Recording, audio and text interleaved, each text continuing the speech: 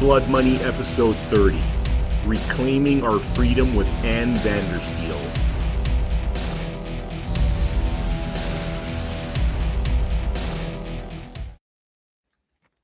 All right, we're on the next episode of Blood Money, episode 30, with the wonderful Ann Vandersteel. And the topic of this episode is reclaiming our freedom. How you doing, Ann?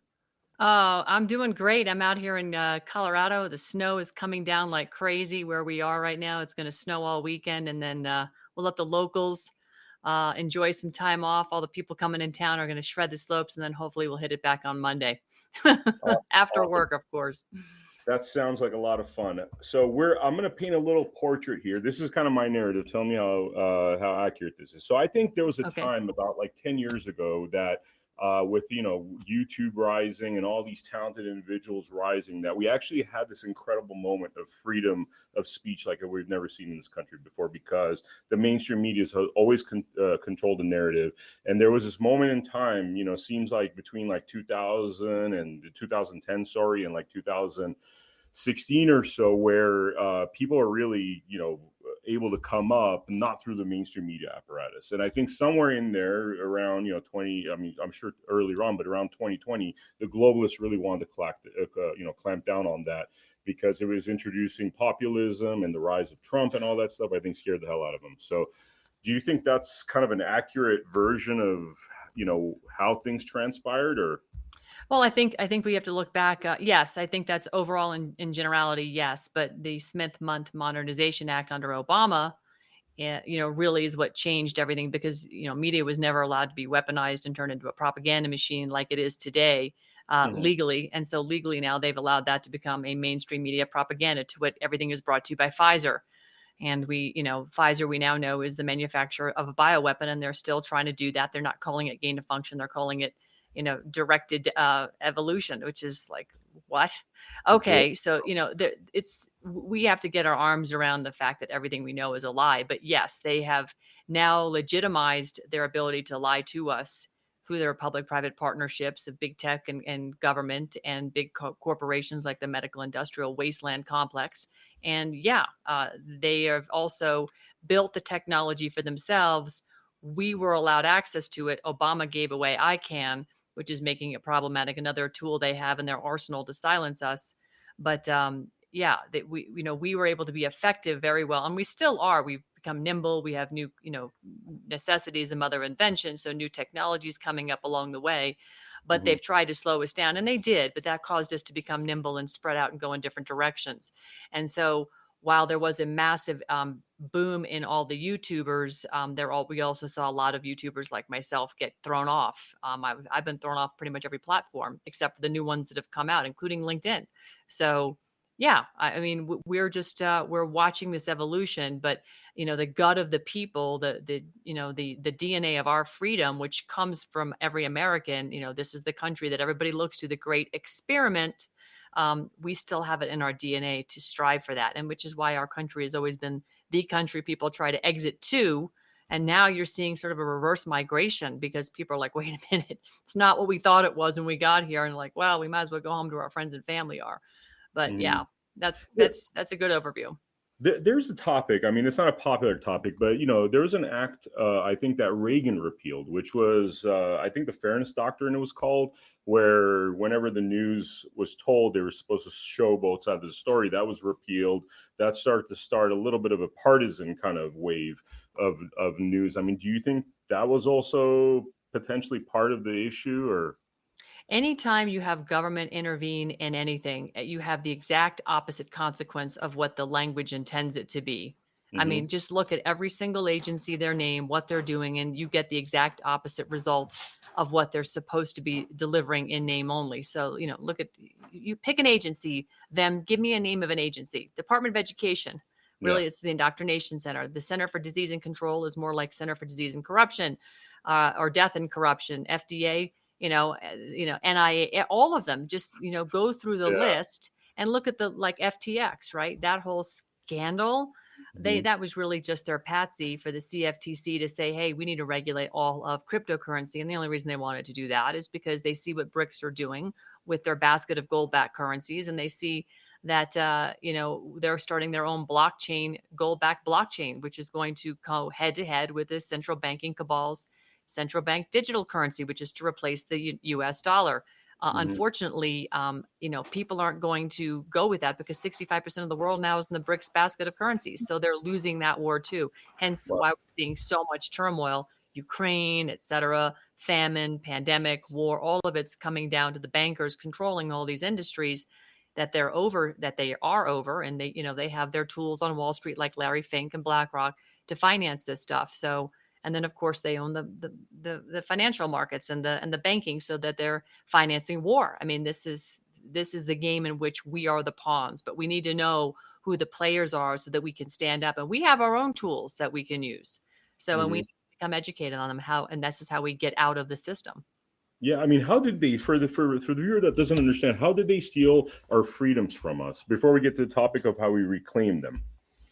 Well, you have to go back in history. So first of all, the Department of Education, or the Department of Indoctrination, is really what it is. Thanks to Jimmy Carter in 1879, has rewritten our history books, and they've been slowly doing that anyway. The last 150 years, our history is pretty much a lie. They've covered everything up and obfuscated the truth. But if you go back to right after the end of the Civil War in 1868, up until that point, Wes, we had the Revolutionary War, we had the War of 1812, and then we had the Civil War. Wars begot wars because they got debts. Debts came from war, and when you couldn't pay the debt, you went to war. Mhm. Right now, the entire world is on a massive, we're on a debt scale that the world can't sustain in the hundreds of trillions. Hence, we've got wars because central bankers don't want to pay off debts. Countries don't want to pay off debts. Mhm. So in 1868, after the Civil War ended, the union said, listen, we're going to get the band back together. And if you want to be part of the band, you've got to become a United States citizen. Well, up until 1868, we were all citizens of our states. We were electing our public servants. What changed in 1868 was the 14th Amendment, which made it was about naturalization, right? But it really made everybody a U.S. citizen. And ergo, you were no longer considered a citizen of your state, even though you resided in your state. But you were a citizen of the United States. And 3 years later, by the way, when that happened, two states, New Jersey and Ohio, protested loudly. They understood what this meant. They realized they were going to give up. This was going to sort of usurp 10th Amendment rights of the states' sovereignty and Mhm. the class of citizens that lived in that state. So 3 years later, after 1868, we saw the Organic Act of 1871, which created the USDC, which was the incorporation of the 10 square miles of Washington, D.C. Mhm. And that was called the United States. So the 14th Amendment citizen, now that you are now part of that United States. And that's a corporation making you a municipal servant, or a citizen, which is also a municipal servant, i.e., you really are a shareholder and a part of the payroll of the United States. So you've now exchanged your God-given rights that was being defended under the United States or the Constitution for the United States of America, and you've now become you've been exchanging your rights by God for your privileges by the United States. And that's when the funding, layers of funding, started applying, all the different ways they've taxed you, they've stolen your birthright, et cetera, et cetera. Wow, wow. So how do we get out of such a system? Well, so if you understand, all foundation of law starts with the Bible, right? Our founding fathers who wrote our papers, which Mhm. is our Constitution and our Bill of Rights and our Declaration of Independence, right? Those are our founding papers, the most important papers we have, and that was all predicated on biblical law. And if you understand the Bible in Genesis 1:26, God gave man dominion over the earth. That's dominion over the land, the air, and the water. That's your LAW. Okay. Mhm. And creator was invoked 4 times in our founding fathers' papers. So that being said, our constitutional law is rooted in the Bible. And it's Mhm. critical that man understands, if you are going to have dominion over your land, air, and the water, the law of the land is your constitutional law. The law of the air is your ecclesiastical trust law. And your law of the water is your admiralty and statutory and administrative law. Government, God created man, man created government. Government operates down here below us in statutory, admiralty, law of commerce. That's their regulatory laws. And people who work for the government have to abide by and govern themselves and operate under those statutory laws. Free men and women up here in the Constitution, the law of the land, which is above all that, Mhm. actually operate under the law of the Constitution, and our rights are defended from the people that work for us below with our Bill of Rights. So, and of course, the trust law and the ecclesiastical law is higher. That's, how you operate things in trust. Well, what we need to do as free men and women is reclaim our status as free men and women and claim jurisdiction over all areas of ecclesiastical law of the land and, of course, admiralty law. Because man can't stand in water, we sink, but we stand on land. And so this is really important that we understand that that was taken from us when they created the birth certificates in 1907. And that's what created your straw man of yourself, your corporate fiction of yourself with your all caps name and your Mhm. social security number. So they've created another entity that became chattel that they've used to trade. That's how they monetize the governments. And they've been doing this worldwide. So again, they needed to have us become members of a corporation so that they could then monetize us as chattel in that corporation. And this is how they've stolen our freedom without us really understanding. Again, we thought we were getting benefits from the government. Oh, Social Security and health care and all, student loans and, welfare, et cetera. Well, you've given away your freedom in exchange for these funded, and now we Mhm. know they're underfunded liability risks. So Yeah, yeah. Which explains socialism pretty much. Is pretty it? much. Yeah, I mean, so they consider us in the water, right? That's something that I've heard. That as a citizen, you're basically not even on the land. You're like 3 miles out, somewhere in the middle of the ocean. Right. They've basically cast you lost at sea. There's a whole, I mean, Bobby Lawrence is a great friend. He ran for Senate in Pennsylvania in 2016, sorry, for 2018. He withdrew, even though he was up 10 points in the race, he withdrew to pursue this. He was asked specifically to focus in on this subject and help educate people, and he's done an amazing job. But yes, for the corporate citizen, for the person, because that's what they are, a person who has not corrected their status to become one of we the people. I am one of we the people now, as I have corrected my status and gone through the process of removing myself from the corporation, no longer allowing them to have claim over my my foreign corporate status. I am now a living free woman back on the law of the land or on the land. For those people that have not, yes, you are considered a corporate fiction, and corporate fiction operates in commerce, in the law of commerce, admiralty law, and that is like considered being lost at sea. There's when you walk into a court, right? It's like when you're approaching the bench, you've got to go through the bar, right? You've got to Hmm. step through that bar, and you have to ask your honor, may I approach the bench? That you have to be given permission. It's sort of like boarding a Hmm. ship. You ask the captain, may I have permission to board the ship? It's the same sort of idea, if you will. But Hmm. there's a reason when you're a corporation, you're not a living entity. I mean, name a company that's not a living entity. The people that work there are, but the Yeah. corporation isn't. And Hmm. so you have to have somebody represent the corporation, which is why when corporations sue each other, you have attorneys. But don't you find it strange that you have to have an attorney represent a living people? Yeah. Well, that's the reason you do, is because you're not a people, you're a person, you're a corporate fiction of yourself with your social security in all caps name. That's why you have an attorney to represent the dead entity to the magistrate and speak on behalf, because you're dead, you can't speak. Do lawyers understand all this stuff, or you think they're tricked by? I know the legal societies run the law schools, so they're not teaching law; they're teaching legal. They want the legal society version, but do you think they know? Vam, that's a great question.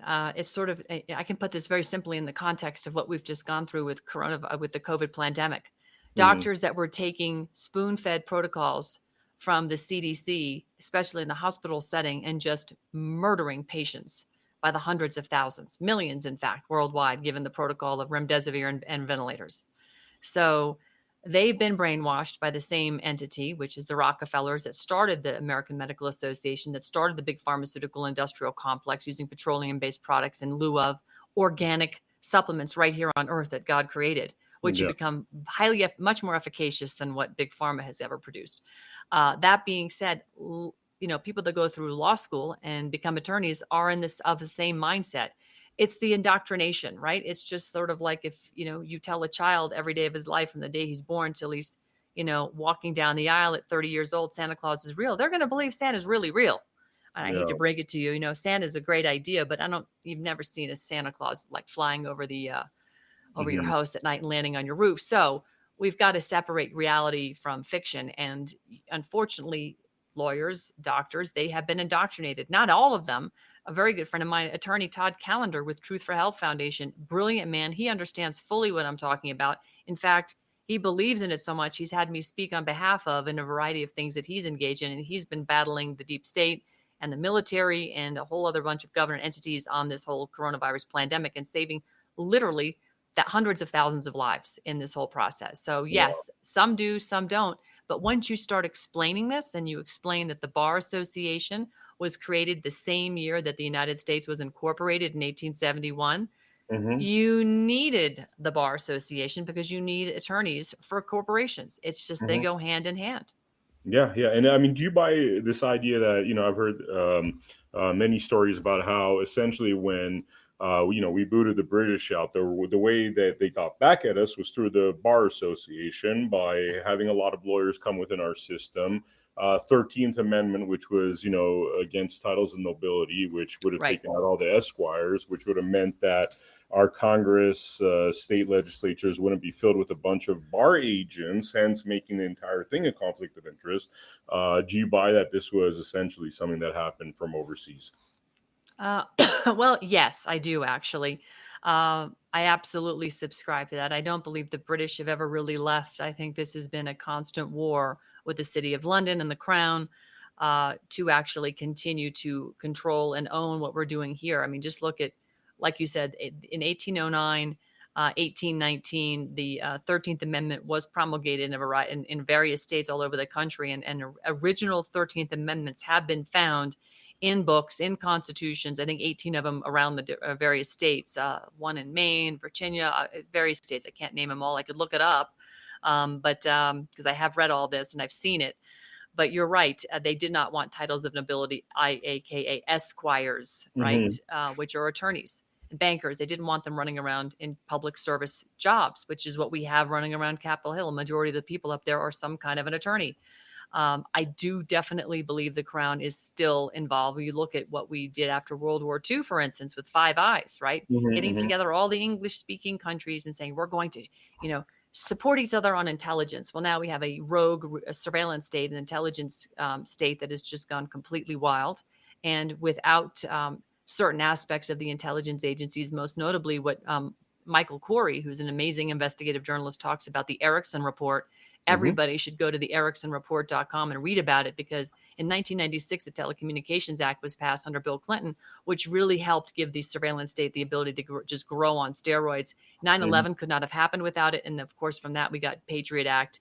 And we now know clearly from information that we're getting that the CIA had their hand in the execution of JFK. But we also know the CIA is not technically supposed to operate here on this soil. But how do they get around it? Well, they call their friends over at MI5 or 6 and in the UK and say, hey, we have a problem child here. Can you come take care of business for us? Because those agencies can operate outside their own country legally, but they cannot operate inside their country. So they call their friends, and their Hmm. friends are in the Five Eyes intelligence community. So again, this is all very much by design, Vem. It's very Hmm. much by design. And we just need to get this information out in front of the people so that people realize, wait a minute, our Constitution doesn't talk about these intelligence agencies. It doesn't talk about any of these unconstitutional agencies. And we, the people, if you read your own state constitution, have the power to just say no. We don't need to say, we don't need to listen to these people anymore. We can just say we're starting over. It's in every single state constitution that people have the power, and it's whenever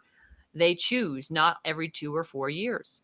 Yep, yep. And by the way, regarding the Erickson report, we're actually the first podcast to expose that. The first time Michael Corey came out with that, we were actually, yeah, I think it was like Blood Money episode 12. We did a live, and it was awesome. I know all about the Erickson report, and Yep. I was just talking to him about an hour ago. I talk to him every day. He's a great guy. yeah, yeah, Michael's awesome. So essentially, under this kind of fraudulent system they've created, we all work for the government technically, right?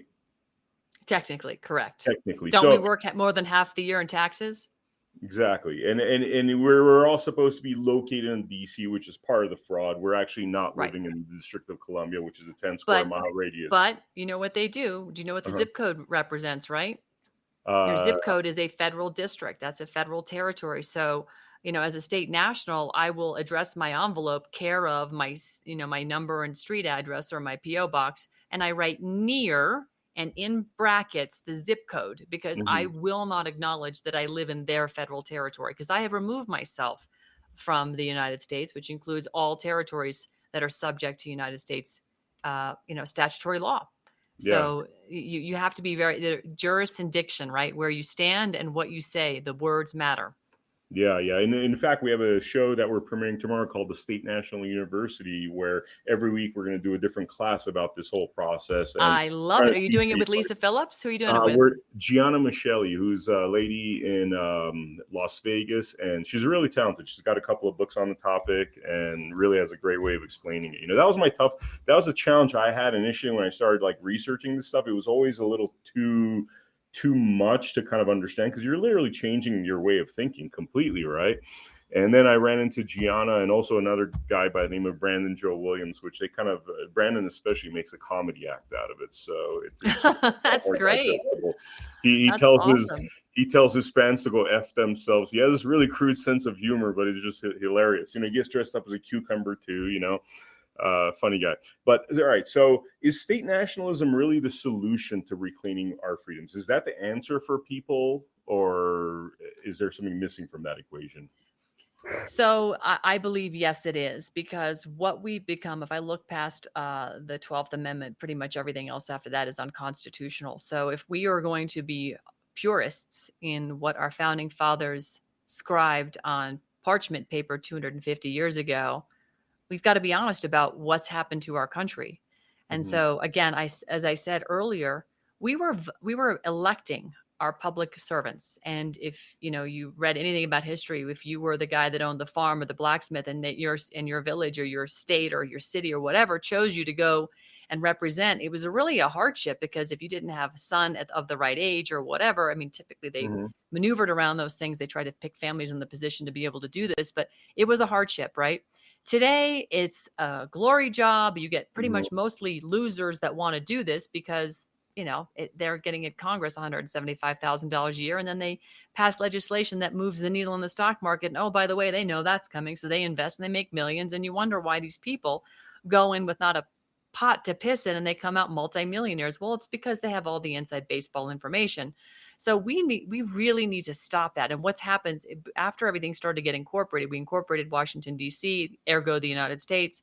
Then states started to incorporate, and then counties and cities and municipalities. And you'll know sometimes in your, depending on where you live in either incorporated or unincorporated counties or villages or what have you. Well, there's a reason for that. So it's because there's a liability shield that comes with that. And of course, when they started incorporating everything, you no longer were a public servant of the people. You became a corporate Hmm. employee of the government. The all cap state of, I live in Florida, all cap state of Florida. That's a corporation. Some say that's so that you can do commerce and contracts.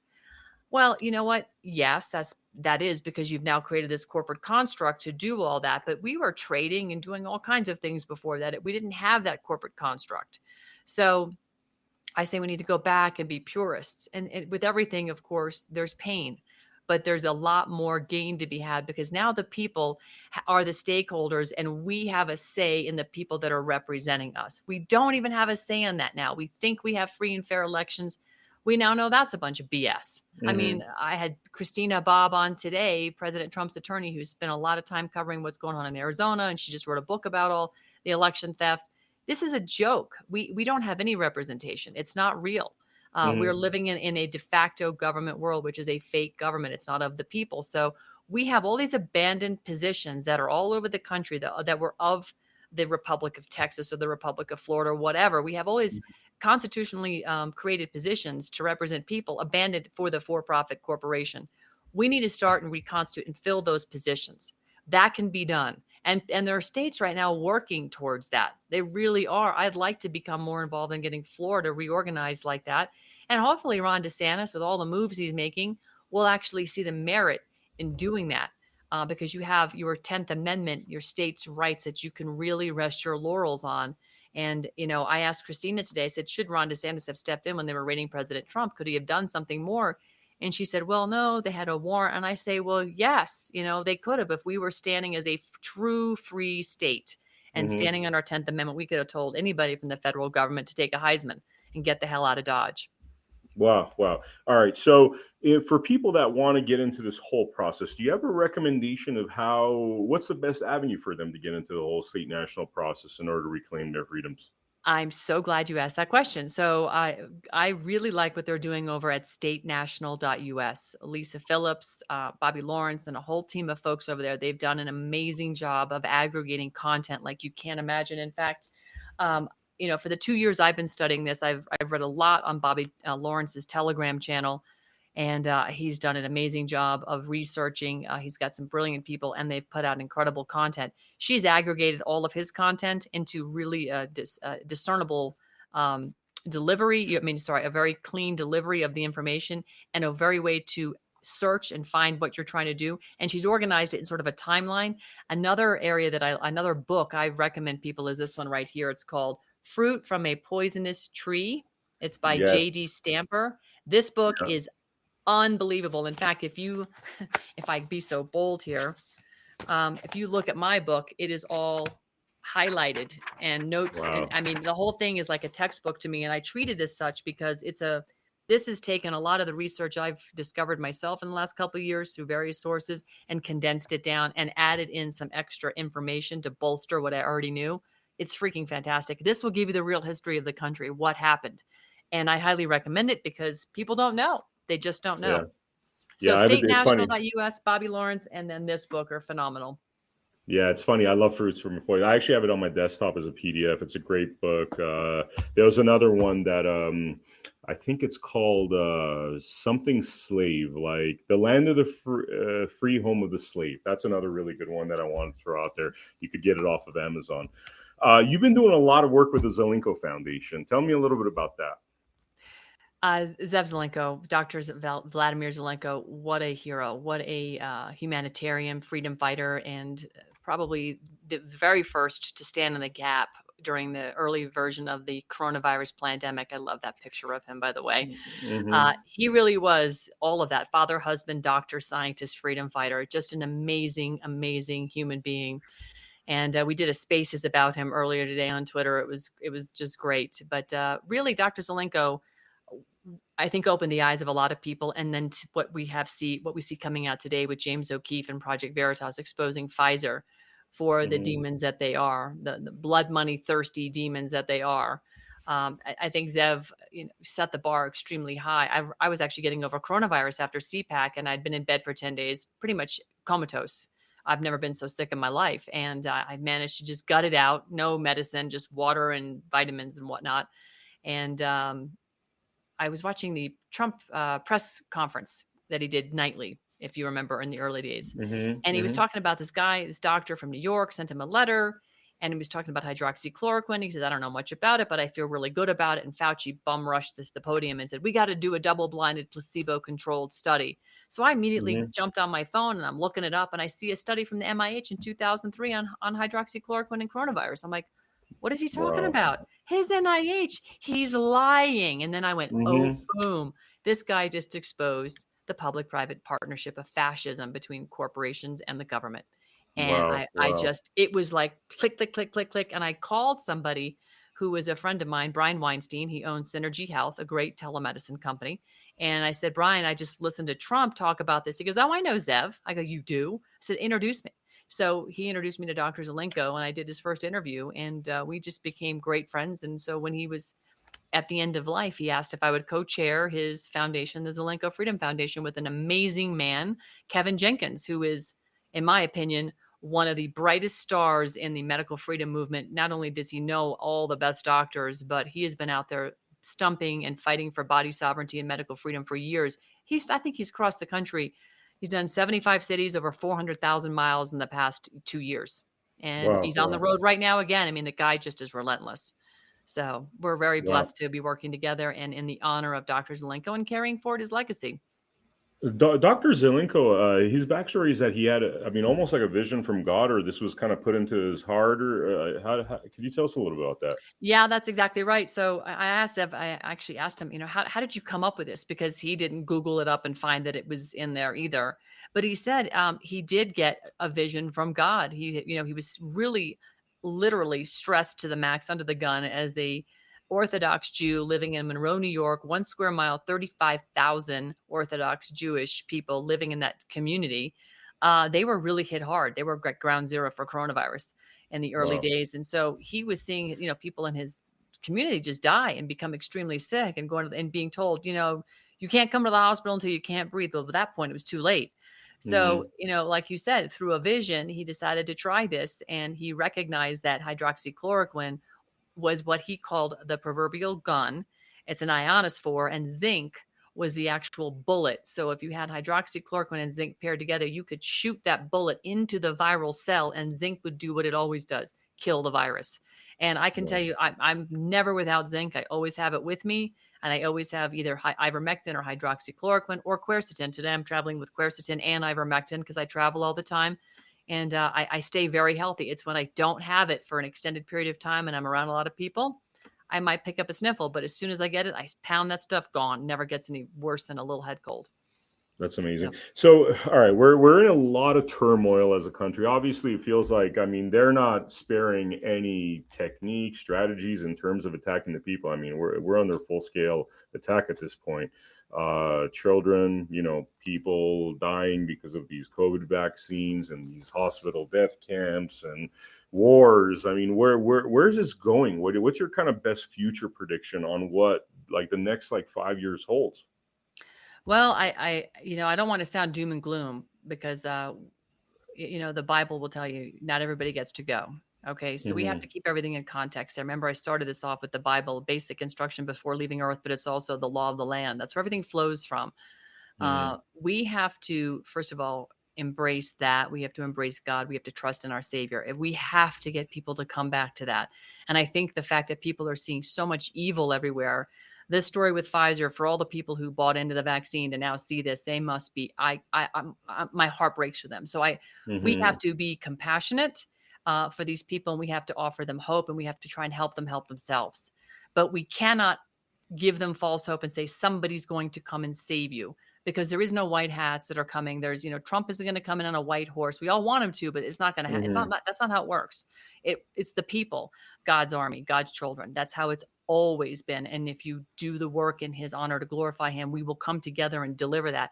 But I'd say over the next 5 years, we're going to see some pretty dramatic stuff. I know President Trump says the best is yet to come, and I believe that, but he doesn't put a timeline to it. There's Hmm. no timeline. It's all events driven. I've talked to a lot of people close inside the inner circle over the last several years, and people thought things were going to manifest more quickly, but it really is a function of how quickly can we wake people up. And this is a terrible analogy, but little Johnny or little Susie asks mommy all the time, "Can I touch the stove?" And mommy's like, "Stay away."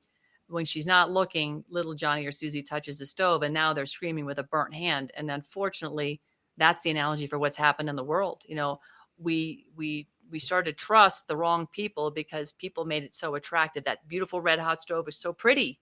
You want to Hmm. touch it, or there's something, delicious up there, but we don't know that you can't touch the pot. I mean, it's just we haven't really listened to what our body, our intuition was telling us. We didn't use our discernment. We just allowed the blood money, great name for the show, to be Hmm. that shiny object, and we listened to the talking bobbleheads on mainstream media. So now we're in this deprogramming phase.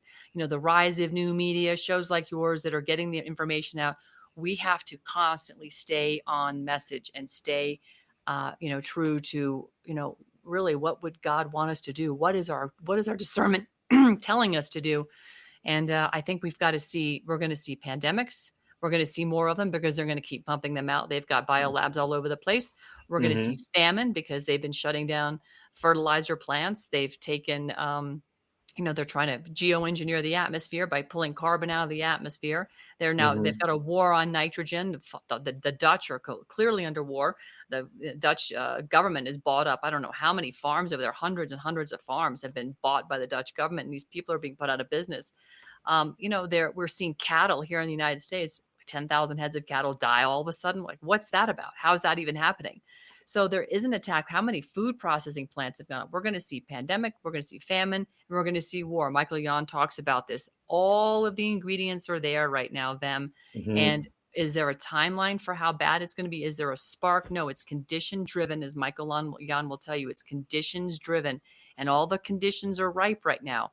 And a lot of this is driven because the globalists, the international banking cabal, is watching their fiat currency go completely bankrupt. We're about to approach hyperinflation in the next couple of years. And we're Hmm. also up against what, the cabal doesn't want, which is sound money. And that's what the BRICS basket of currency is presenting, with the nation's 65% of the world going to gold-backed blockchain currency. Wow. That's going to shake the international banking cabal, and they can't have that. So hence the reason we're going into this world war um, chain of events, and they're Hmm. bringing everything at it. They've created the pandemic, they're creating the famine, and that's going to drive the war. And they Hmm. hope because of that, those distractions will keep all of us unsettled, so that we will just, so please help us. We're too helpless. We're starving. Somebody feed me. We're not Yeah. working together to build our victory farms and do all these things. So we're going to go through a major shakeup, and we're going to see, unfortunately, a lot more death. If I had a crystal ball, I'd say probably 1 billion people will perish over the next 5 or 10 years because of all of this, Yeah. horrible stuff. But we can change that. We just need to get people educated. We I mean, absolutely can change that. the goal, it seems like, for all the freedom loving people is for the banking cabal to fall apart, which also means our entire economy falls apart. I mean, it's kind of like this mutual self destruction, mostly, right? Yeah, But well, it at doesn't. the It end of doesn't. it, Don't you think we would start bartering and start trading? I mean, yeah, yeah, I do. I've already been doing it. I'm already doing it. I actually keep a little silver and a little gold for that purpose, but I haven't had to use it. There's other means in which we can do trade. I mean, advertising is a great, if you have advertisers for your show, you're talking about their products and they're, paying you, but there's another way to do it. I mean, you can just, give a cell phone for whatever. There's lots of yeah, things you yeah. can barter and trade. Food becomes a commodity big time. Michael Jan is a big believer in food as a commodity. I agree with him. I was bought, what was it? How many dozen eggs did I buy today? I was shocked. $28, $29. And I bought 52 eggs. Yeah, Wow. 52 eggs. Yeah, because we've got family coming up here and they all eat eggs like, like it's going out of style. Yeah, $28. I'm like, I've never yeah. spent that kind of money on eggs. $9 a Yeah. dozen. This is crazy. Really, where it's at is like having our own farms. It's funny because I think a lot of Yeah. these globalists are like city folks. They don't understand that if the people had to resort to growing their own stuff, having their own chickens and rabbits and whatever other animals are necessary, I mean, they lose their power completely at that point. Well, I mean, you look at the shift that COVID brought, right? All the white collar workers all of a sudden learned how to work from home. How many times have you seen the funny videos of the guy in a shirt and tie with his underwear on, or Yeah. nothing? It's like, these are the things that happen, but people have made the transition. I'm able to travel constantly and deliver a daily show because I can work from wherever. I can do my research on planes or in the car or when I'm sitting around or whatever, and then, put a show together. I can do guest appearances like this. This is how we're supposed to be able to move with our families and do what we want. And work is Hmm. supposed to just support that. It's not supposed to be the other way around. Yeah. Unfortunately, right now, for me, this is what I do most of the time. My kids are mostly grown because I'm so passionate that I don't want to leave this world for my children, the mess that it's in now. But my kids are having to witness the transition and go through it. They're going to be a lot stronger than my generation because they will have grown up with this. So Hmm. we're having to kind of come to the terms in reality. I mean, 5 years ago, if you told me we were going to have a pandemic like this and they would have, there'd be famines and we'd be at the brink of world war. I was like, no, it's not. What are you talking about? Even with Yeah. Obama, I was like, that's not happening. Holy cow. Look at Yeah. where Yeah. we are today. Agenda 2030, that's their goal. By 2030, it's like that's their target for us, basically becoming their slaves and their serfs or whatever. Let's talk about Vote 2024. You're talking to Trump's lawyers, and seems like there's been a lot of issues with Arizona. Seems like, excuse the French, but the fuckery is still happening. How do Hmm. we overcome that? I mean, is there a chance for a Trump or DeSantis to win in 2024 with this nonsense still happening? It's again, this goes back to the corporation. If we don't get control and start eliminating these agencies like the Election Assistance Commission, which uh, basically hires Canadian firms to certify the Dominion machines I mean, I can't believe like just Canadian stop him. firms. Right. Like, okay, that's called foreign interference in your election. I don't know. Yeah, yeah. Like this is the kind of insanity that goes on. But again, the general public doesn't know that. They go, oh, there's an EAC, an Election Assistance Commission, overseeing the machines. We have somebody over, there's oversight. Yeah, that's the fox guarding the hen house. Look at CISA. Hmm.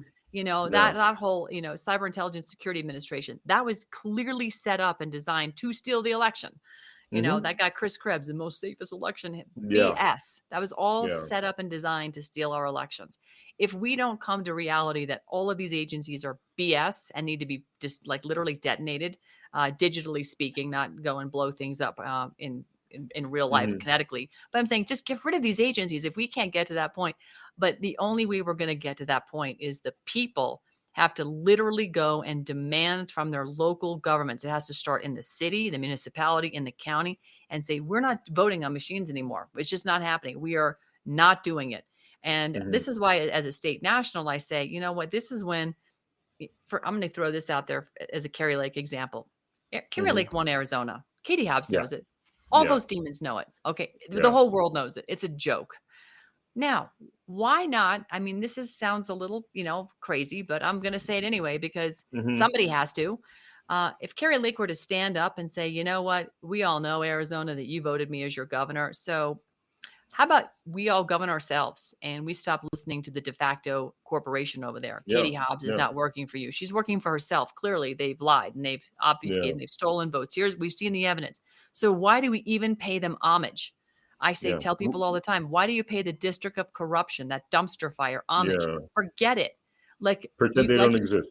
Pretend they don't exist. Like you said, Yeah. if we all grow locally, have our own foods and crops in our own little neighborhoods, we can sustain ourselves. We don't need Safeway, Publix, Winn-Dixie, or you name the grocery store, whole Hmm. paychecks to feed us. We can live off eggs and lettuce and stuff. It might not be as robust as what we become, spoiled with, but you start to read the ingredients and you wonder where the real pandemic is. It's obesity in this Yeah. country and malnutrition, Yeah. because they've been poisoning us. So why not get back to basics and see how much healthier you are when you start eating really good food as opposed to the poison that you get on the supermarket shelves in your bags of Ruffles? You're telling me I got to give up my sushi?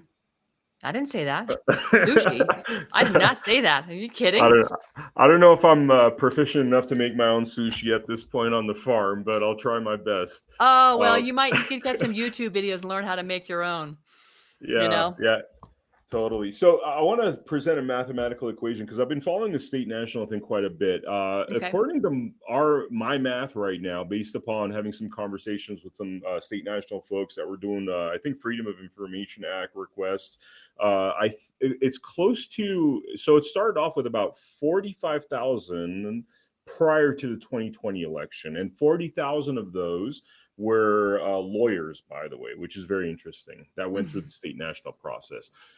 From what I understand right now, that number, I believe, has hit around 15 million. That's exactly right.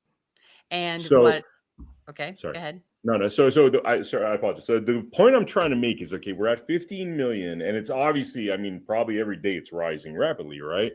Yeah. Like those numbers get to a certain point that those state nationals, I know they have assemblies around the country and stuff, but they have now a legitimate argument for having a legitimate assembly that's enforced by law. That's the big thing, the enforcement. What do you think?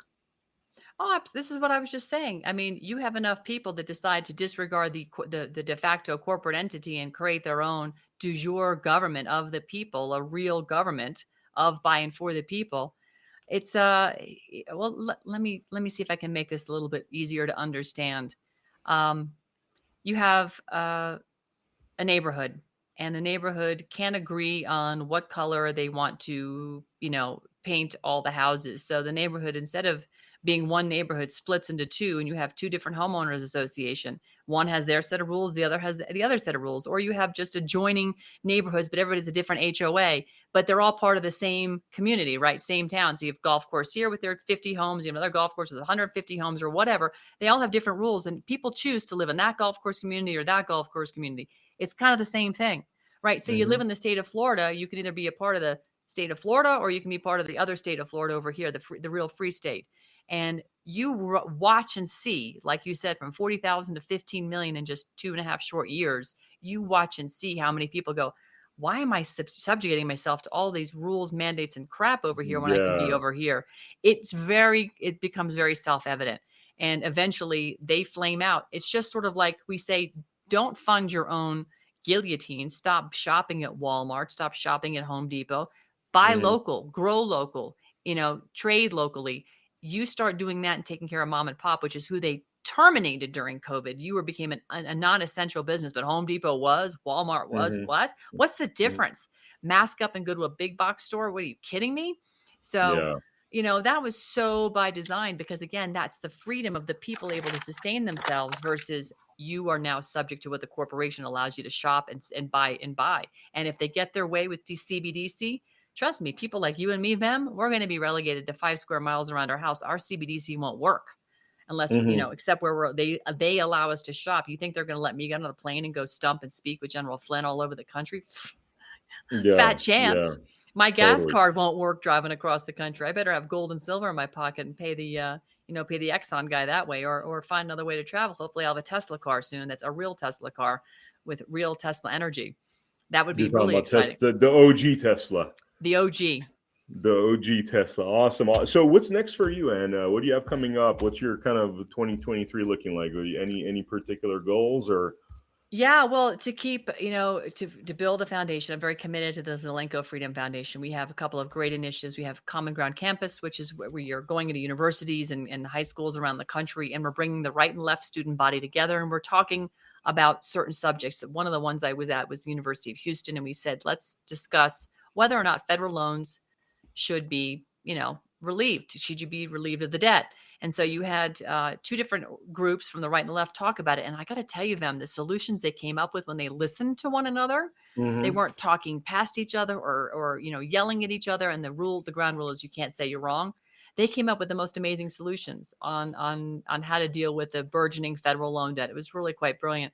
So that's Wow. become very popular. We want to support that. We raise money around these programs because, that's what you have to do. They cost money to do. So we're very committed to funding that, as well as our Zelenko Fellows program, which is bringing basically in young academic and interning them into the various initiatives of the foundation. So one of the initiatives we do is media. I host the Zelenko Report. I've got a Hmm. fellow by the name of Alex Stone. He's tremendous. He has interviewed Kerry Lake, General Flynn, many other folks of notoriety, and many that aren't notorious, but they should be because they're brilliant and he's brilliant. So we're fostering those programs in addition to incubating technologies and solutions, I should say, really Hmm. to the problems we have at hand from the health side. We want to take Florida, make it the model healthcare market, transition Florida out of this whole sick care paradigm into a true well healthcare state. And it's going to use, new technologies we talked about, in addition to telemedicine, in addition to mRNA-free blood banking. So, and then of course, we need to find partners, and we're partnering with a lot of other nonprofit organizations to get that done, plus developing public policy that can be, moved through the de facto state legislature, like what we've gotten passed in Florida, or not passed. It's in the process of being reviewed in the state house right now.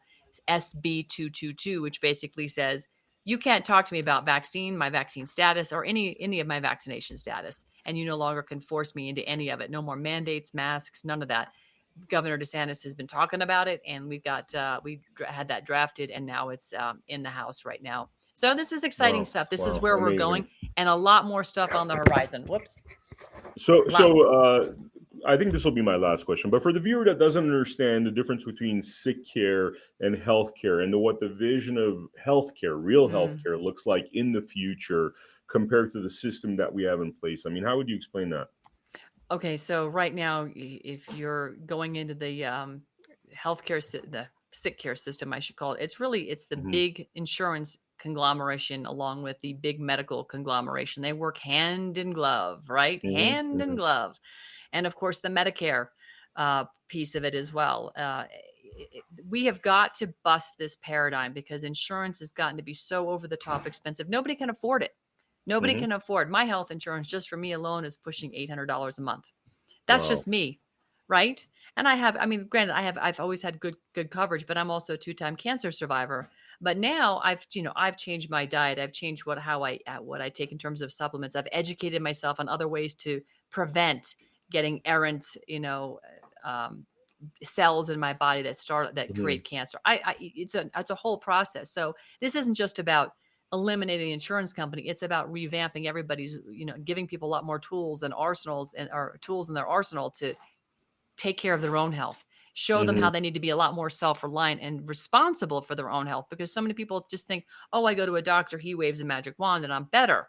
No, it doesn't work like that. It doesn't Yeah. work like that. We need to get back to integrative nutrition, integrative medicine, more holistic approach.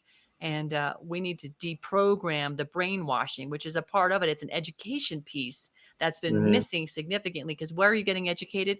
On the television set, brought to you by Pfizer. And then they rattle off in 60 seconds in warp speed all the different things that can kill you because of the medicine that they're pushing at the time. And isn't it interesting, Vem, that right now here in Colorado, every commercial break, they're reminding you to take the vaccine, and then following up by that is a Pfizer commercial, how to protect your Yeah. heart. Well, it's like, Yeah. yeah, your bioweapon has created myocarditis and heart attacks all over the Like place. you, So you poison us and then you give us the cure. Thank you create the very problem much. and then create the solution, right? That Hegelian dialect. That's exactly right. Yep. Yep. I mean, how do we? Sorry, I said it was my last question, but how do we That's okay. it's a big monster that we're going after. That's like you're talking about One bite at a such time. powerful forces, it's like David and Goliath. I guess there was David and Goliath for a reason. We Yeah, know the parable it's is possible. how do you eat an elephant, Vem? How do you eat an elephant? Yeah, yeah, One bite at a time. exactly. There is nobody coming to save us. We are the solution. And the only Yeah. way we become the solution is we get educated. I know people are just, yeah. This is where I have an issue with organized religion, Hmm. as Hmm. opposed to people who have an individual relationship with God. I have a problem with organized religion because it's taught people your pastor is going to save you. Yeah, They have the answer. They could yeah, be counsel, but they're not going to save you. You have to take the message and deliver the solution yourself. And this is yeah. where we are. We've all been programmed to believe somebody's going to come and save us. And we basically transformed our society into a socialistic model of how we think of things. And we depend on the state, and we've all become victims of the nanny state. Not all of us, but we have to Mhm. recognize that majority of the people are victims of the nanny state. And we've got to get out of that mentality and recognize we're the government. We are the government, we the people. God gave us our Yeah, rights, and we created a government to help deliver services, but they've ballooned. So this is one bite at a time. That's really what it comes down to. One bite yeah. at a time. It's a process. It is. It is. It's Embrace gonna the be fun. suck. Yeah, yeah, yeah. And you know what? Look, it's fun too. I was researching how to. I've never thought ever in my life I'd be trying to figure out how to incubate eggs, and I actually learned how to incubate eggs now. So I got, I'm going to get, for the farm in the That's future. We're so going to get, cool. yeah. That's so cool. I'm going to tell my husband that. He'll love it. He grew up on a farm. That's awesome. That's awesome. So, Ann, was there anything we didn't talk about that you'd like to mention? Any websites, your social media, anything? Yeah, well, sure. Our website for the foundation is zfreedomfoundation.org. We would appreciate, folks stopping by there. Any support they want to lend the foundation is greatly appreciated, because we have some, big agendas. We've got an event coming up in Austin in April with Del Bigtree and Mickey Willis. It's part of our Z Talk speaker series. Hmm. That's going to be tremendous. We had an event scheduled for March. Unfortunately, the donor who asked us to put on the event and fund it has just recently told us they're unable to financially meet that obligation. So we've had to cancel that event. But that's okay. We're a young foundation. We're just getting started. And so there's a lot better ways we can spend our money than having a lavish event, which would have raised money, I'm sure would have done very well. But we figured, what, it's better that we're continue to pump what we're doing into the program so that we can be out in the field with the people and really having an impact, particularly on our youth, which is the future.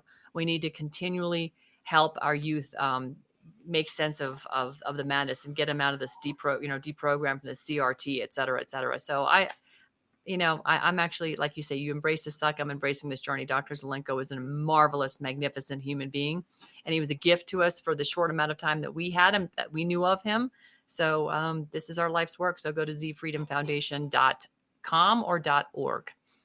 Thank you, and thank you for all the incredible work you're doing, and honestly, thank you for your just intelligence, the way you put this stuff together and explain it. is really helpful, and I'm hoping the viewers understand this whole, dual government situation we have here between the corp and our original landmass governments. And the more people transition, the faster we could start government that actually listens to us. It's a retrolution. We're returning. It's retroactive. We're going back to our roots. I call it a retrolution, not a revolution. That way the FBI won't come knocking on my door and kidnap me, because that's essentially what it would be. Yeah. Awesome. Thank you so much, Ann. And thank you, viewers, for showing up. Check out americahappens.com tonight for our next episode coming up this weekend. And again, Ann, thank you so much for your time on it. My pleasure. Thank you. Thank you so much.